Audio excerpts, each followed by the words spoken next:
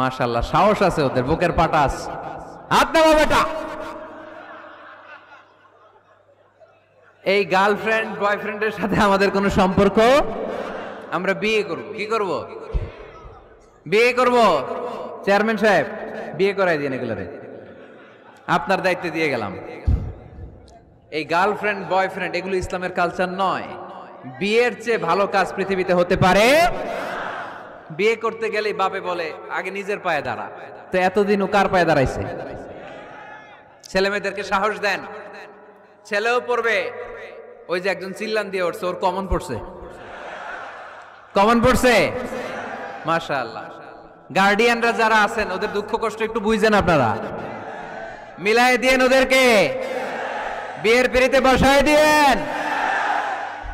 বিয়েতে কল্যাণ, বিয়েতে বরকত। বিয়ের মতো ভালো কাজ হতে পারে না।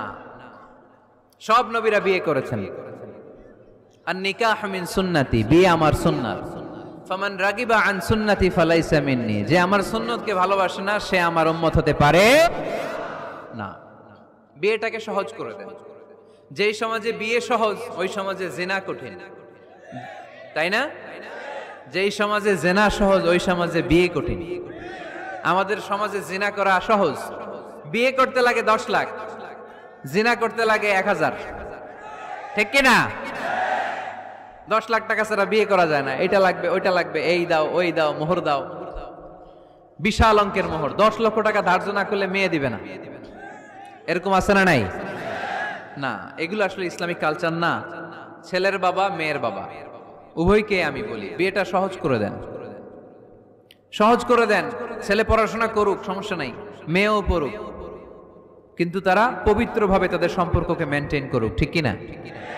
তাদের এই যৌবনের তাড়নায় যে পাপের সাথে জড়াবে তার পার্সেন্টেজ গুণা বাবা হিসেবে আপনার কাঁধেও আছে না নাই? এজন্য বাবারা সাবধান, মায়েরা সাবধান, বিয়েটাকে সহজ করেন। এই এলাকার যুব সংঘ যারা আছো, তোমরা একটা ক্যাম্পেইন করবা এই মাহফিলের পরে, টাইমলি ম্যারেজ ক্যাম্পেইন।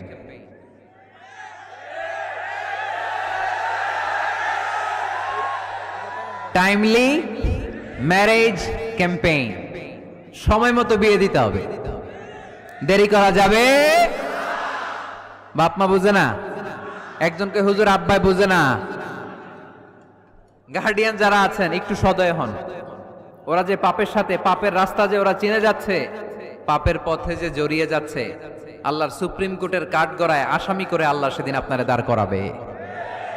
আল্লাযীনা হুম লিফুরুজিহিম হাফিজুন, they guard their privates. মুকদ্দমাতুল হারামে হারাম। এট এ গ্ল্যান্স একটা নারীর দিকে চোখ পড়ে যাওয়া এটা হারাম না, কিন্তু এই চোখ পড়ার কারণে এটা জেনার দিকে নিয়ে যাবে, এজন্য এটাকেও হারাম করেছে কে? মুকদ্দমাতুল হারামে হারাম। এই নজরটা বড় খারাপ। আর নাযার সাহামুন মাসমুমুন মিন সিহামি ইবলিস। এই নজর হচ্ছে শয়তানের বিষ মাখানো তীরের মধ্যে থেকে একটা ভয়ঙ্কর তীর। এই তীর দিয়ে শয়তান যুবক আর যুবতীদেরকে কাবু করে ফেলে। আমরা শয়তানের হাতে ধরা দিতে চাই না, আমরা বিয়ের মতো পবিত্র বন্ধনে আবদ্ধ হতে চাই, ঠিক কি না?